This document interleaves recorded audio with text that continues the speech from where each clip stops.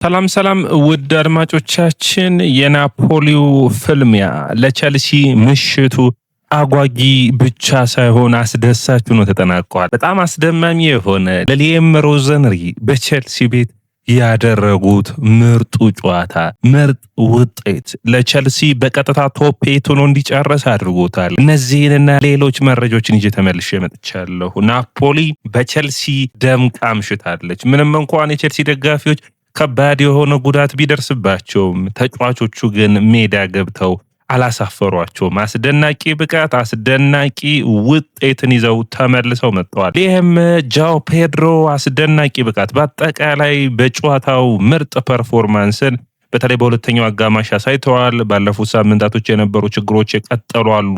ነገር ግን አንቶኒዮ ኮንቴ፣ ሉካኮ፣ ኔፕልስ እንዲሁም ደግሞ በናፖሊ ዲያጎ አርማንዶ ማራዶና ስታዲየም ቸልሲ 3-2 ማሸነፍ ችሏል። ይህ ውጤት የተለየ ትርጉም ነው የሚኖረው። ከአራቱ ከሜዳቸው ውጭ ካደረጓቸው ጨዋታዎች በመጨረሻም ቸልሲ በአውሮፓ ቻምፒዮንስ ሊግ ከሜዳ ውጭ ማሸነፍ ችሏል።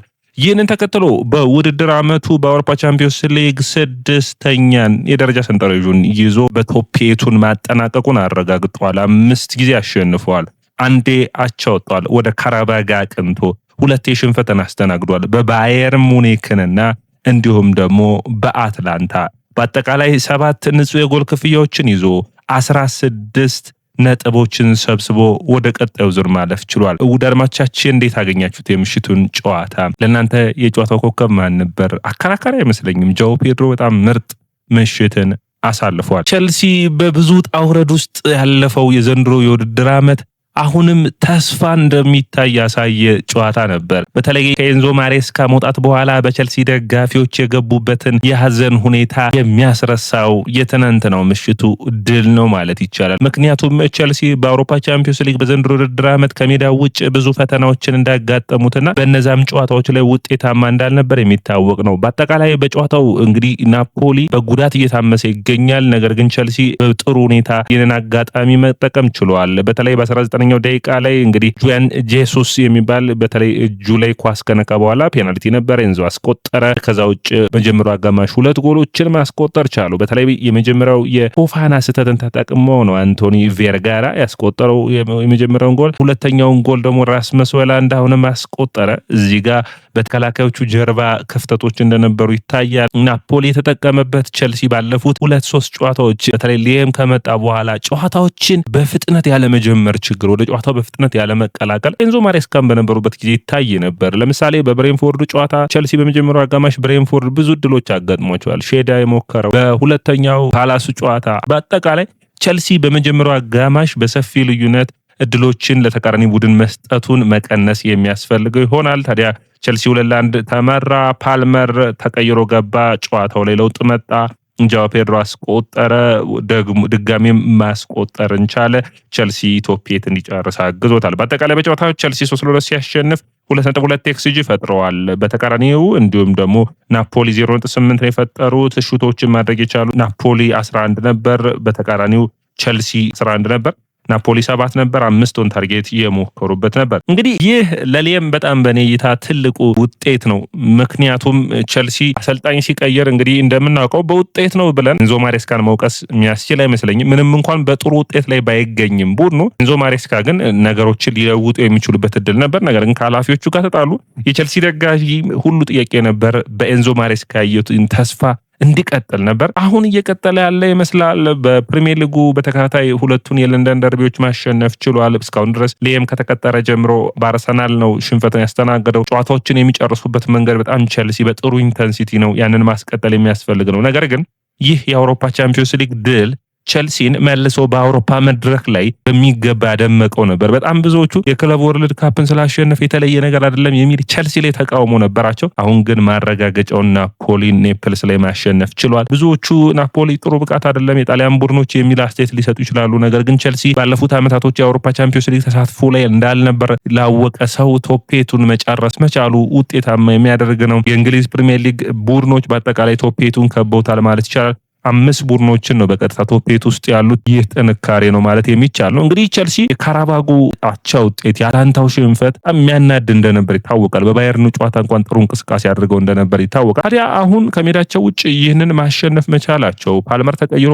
ገብቶ በተለይ ልዩነት ፈጣሪ የነበረውን ሶስተኛውን ጎል አሲስት ያደረገበት መንገድ በጣም ጥሩ እንደነበር፣ የቻሎባ ለተከላካይ መስመሩ ሽፋን የሰጠበት መንገድ፣ ሊየም በተከላካይ መስመሩ ላይ የሆነ ነገር ለማድረግ በሚመስል ሁኔታ ከቋሚ ያሰላለፉ ጄምስን እና ፎፋናን ባንድ ላይ መጠቀማቸው በኔ እይታ ከመስመሮች ጀርባ ፓስ የማድረግ አቅምና ወደፊት ፓስ በማድረግ ጥሩ ፕሮግሬሲቭ ኬሪየሮችን ነበር ማሰለፍ የቻሉት። ነገር ግን በሁለቱ ከካይሴዶና ከአንድሬ ሳንቶስ ጀርባ ስፔሶች ስለነበሩ እነዛን ስፔሶች ለማጥቀት ተቃራኒ ቡድን በግልጽ ሲሞክር ይታይ ነበር። ያንም ውጤታማ አድርጓቸው ጎሎችን ማስቆጠር ችሎ ነበር። በመጀመሪያው አጋማሽ ቸልሲ ወደ ጨዋታ የተመለሰበት አኳኋን በጣም ጥሩ ነበር። ባለፉት 21 ጨዋታዎች ወደ አድማቻችን ሁለተኛ ሽንፈታቸው ነው።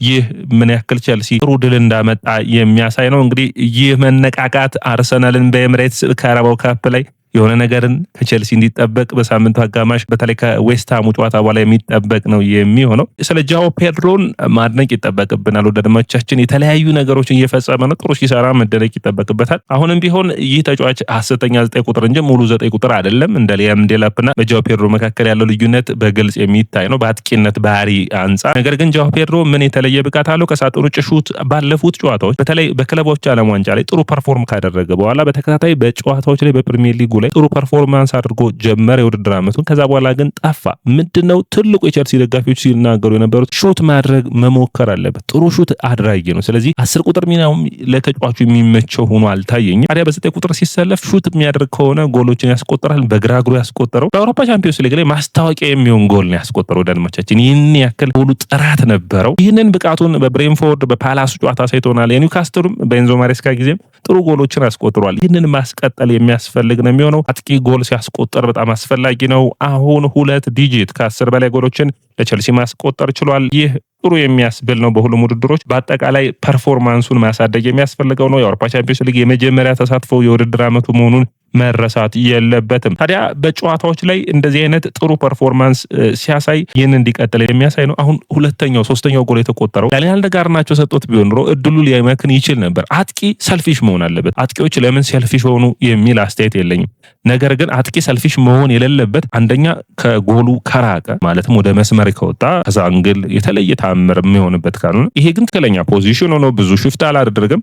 ጋርናቾ ወደ መስመር አለ። ለጋርናቾ ከማቀበል ራስ ወዳድ ነው ሹት አድርጎ መሞከሩ በኔ እይታ ጥሩ ነበር። ጎልም ሆኖ ተጫዋቹን ሪስኩን እንዲከፍለው አድርጓል። በጣም ጥሩ ብቃትም ነው በኔ እይታ። ሌላኛው እንግዲህ ቸልሲ ኢንተንሲቲ እንዲኖረው በተለይ ነገር ግን በመጀመሪያው አጋማሽ ላይ ብዙን ጊዜ ይቸገራሉ። ቸልሲ ስብስቡን ጠንካራ ማድረግ የሚጠበቅበት ለዛም ነበር። ካይሴዶና እንዲሁም ደግሞ ከጀርባ ያሉ ስፔሶችን ለመጀመሪያው ጎል በተለይ ፎፋና ስህተት ነበረበት። ሁለተኛው ጎል ጄምስ እንዲሁም ደግሞ የመስመር ተጫዋቾቹ ስህተት ነበር ሲባል እንግዲህ እድሎችን በሚገባ ማየት የሚጠበቅ እንጂ አንድ ቡድን ጎል ሲቆጠርበት የአንድ ተጫዋች ብቻ አይደለም። ኳሱ ሲመሰረት ጀምሮ እያንዳንዱን ነገር መሻሻል የሚጠበቅበት ይሆናል። ስለዚህ ያ በደንብና በሚገባ ሁኔታ መታየት ይጠበቅበታል። ሌላኛው ነጥብ መነሳት የሚጠበቅበት የሚመስለኝ ወደ አድማቻችን እዚሁ ጋር መነሳት የሚጠበቅበት ቸልሲ 3-2-3-2 የሚመስል ማጥቃት ስልት ወይም 3-3-2-2 የሚመስል የማጥቃት ስልት ተጠቅመዋል። ነገር ግን የተቃራኒ ቡድን መከላከል ቀርጸን በሚታይበት ሁኔታ ክፍተቶችን በሚገባ መሸፈን የሚጠበቅ ነበር። ታዲያ ያንን ማጥቃታቸው በጨዋታ ውስጥ ለውጦች እንዲመጡ አሰልጣኙ ያደረጋቸው ለውጦች ቻሎባ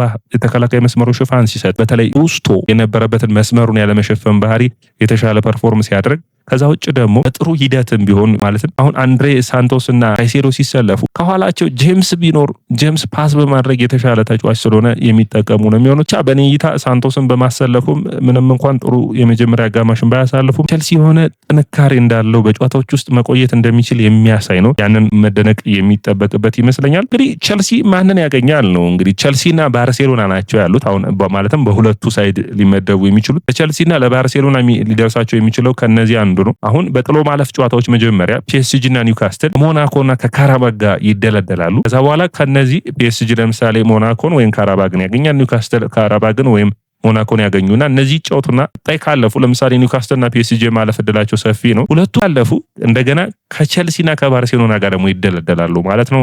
ከኒውካስትልና ፒኤስጂ አንዱን የማግኘት እድል ይኖረዋል። እግር ኳስ ትልቁ ሂደት ይሄ ነው። በአውሮፓ ቻምፒዮንስ ሊግ ላይ ትልልቅ መድረኮች ኒውካስትልም ከሆነ የእንግሊዝ ደርቢን የምናይ ይሆናል። ምክንያቱም ከዚህኛው ድልድል በኋላ ድሎች የትኛው ቡድን ለየትኛው እንደሚያመጣ አይታወቅምና ጠንካራ ፍክክርን እያየንበት የምንሄድ ነው የሚሆነው። ጠንካራ ፉክክሩ በጥሎ ማለፉ ሂደት ውስጥ ቸልሲ እንግዲህ ከአምስቱ ክለቦች ከሱ በላይ ካሉት ክለቦች ካላጋጠመው በስተቀር መጀመሪያ ከሜዳ ውጭ ነው የሚጫወተው። ይህን እድል አረጋግጧል። እነዚህ ሁሉ እንግዲህ በዜናዎች የምመለስበት የሚሆነው ተሰናብቷል። ይህ ራሱ ለቸልሲ ደጋፊዎች ሌላኛው ጥሩ ዜና ነው። ወደ አድማጮቻችን የስፖርት ነው። የስፖርት ላይክ፣ ሼር፣ ኮሜንት፣ ሰብስክራይብ ማድረጋችሁን አትርሱ።